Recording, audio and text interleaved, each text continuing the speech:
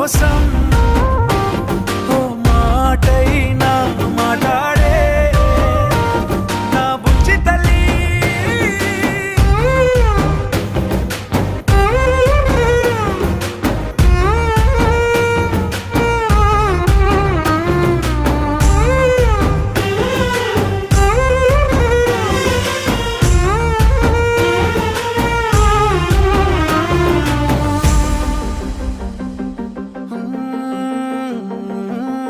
నీరులేని చేపల్లే తారలేని నింగల్లే జీవమేది నాలోనా నువ్వు మాటలాడందే.